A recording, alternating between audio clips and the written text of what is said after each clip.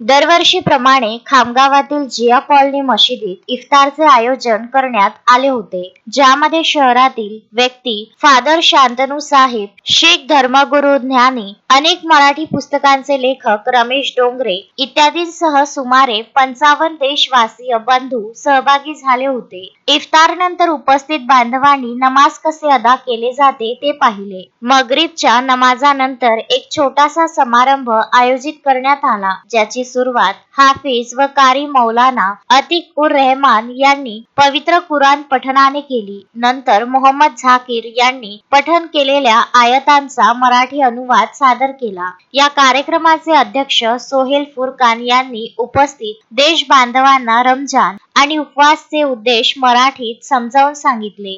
अल्हम्दुलिल्लाह रब्बिल आलमीन वस्सलातु वस्सलामु अला रसूलिल अमीन व आलिहि व सहबिहि अजमईन इला यौमिद्दीन. क़ाल अल्लाहु तआला फिल क़ुरआनिल मजीद वल फ़ुरक़ानिल हमीद. अऊज़ु बिल्लाहि मिनश शैतानिर रजीम. बिस्मिल्लाहिर रहमानिर रहीम. शहरु रमज़ानल्लज़ी उन्ज़िला फ़ीहिल क़ुरआन बरकातुहु. ईश्वरा सर्व स्तुती प्रशंसा त्या ईश्वरासाठी, त्या अल्लाहसाठी, त्या गॉडसाठी, जो आपण सर्वांचा निर्माता, या सृष्टीचा रचयिता, आपण सर्वांचा पालन करता आहे. ईश्वराकडून शांती नादो, त्याचे दूत, त्याचे प्रेषित आदरणीय प्रेषित हजरत मोहम्मद सल्लल्लाहु अलैहि वसल्लम व त्यांच्या सारख्या इतर महामानवांवर ज्यांनी मानवाच्या कल्याण. आपल्यापैकी काही जण असे असतील की ते पहिल्यांदाच मस्जिदीमध्ये येण्याचा त्यांचा योग असेल, एक कुतूहल ही त्यांच्या मनात असेल की मस्जिद ही आतून कशी असते, काय असते. तर मला वाटते की आज जमात इस्लामी खामगावच्या वतीने आज हे चांगला योग त्यांनी घडून आणलेला आहे की ज्यामुळे आपल्याला इथं एकमेकांसोबत बसण्याचा काही वेळ उपलब्ध करून देण्यात आलेली आहे. आज रमजानचा 7वा रोजा होता.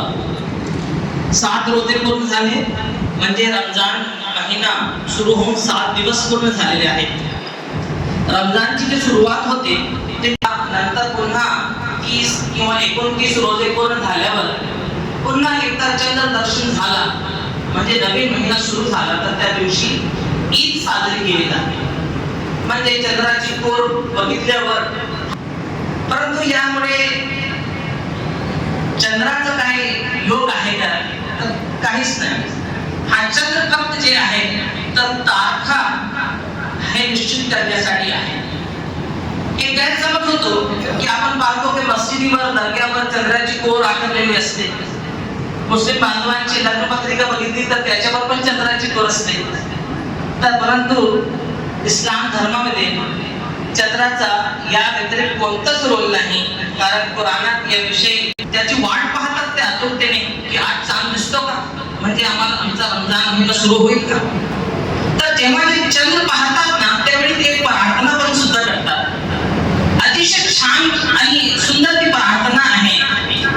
त्याचबरोबर त्यांनी देशातील मुस्लिम आणि इतर बांधवांमधील वाढत्या अंतर आणि द्वेषाबद्दल चिंता व्यक्त केली आणि ते देशाच्या अखंडतेसाठी आणि विकासासाठी हानिकारक असल्याचे म्हटले. समाजातील सदस्यांनी पुढे येऊन परस्पर बंधुता आणि प्रेम वाढवण्यासाठी काम करण्याची गरज त्यांनी अधोरेखित केली. त्यांनी आपले भाषण उदाहरणे आणि संदर्भासह सादर केले.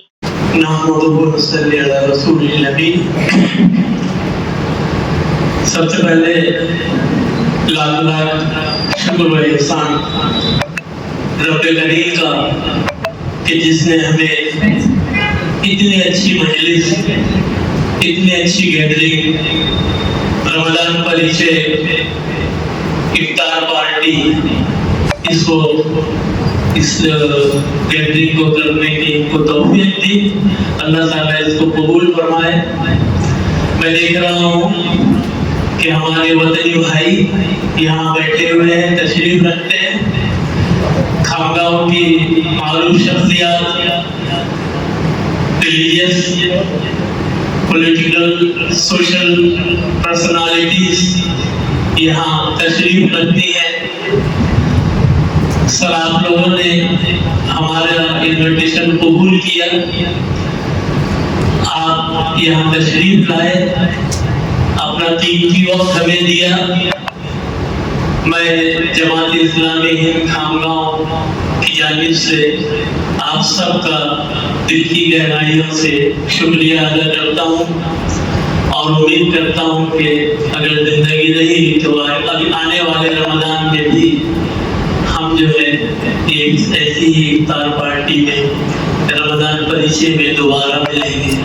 आणि हे स्पष्ट केले की जमात ए इस्लामी नेहमीच एकमेकांना जोडण्याचे काम करते आणि त्यांच्यामध्ये प्रेम आणि स्नेह निर्माण करून देशाची शांतता मजबूत करू इच्छितो। अध्यक्षीय भाषणानंतर जफर ओबेद अनसाहब अन्सारी यांच्या आभार प्रदर्शनाने कार्यक्रम संपला। कार्यक्रमानंतर देशातील बांधवांसाठी मशिदी बाहेर एक पुस्तकांचा स्टॉल लावण्यात आला आणि इच्छुकांना पुस्तके वाटण्यात आली। खामगाव जमात ए इस्लामीचे सदस्य आणि कार्यकर्ते आणि SIO टीमने हा कार्यक्रम यशस्वी करण्यासाठी अथक परिश्रम घेतले। मोहम्मद फारूक, विदर्भ न्यूज, खामगाव।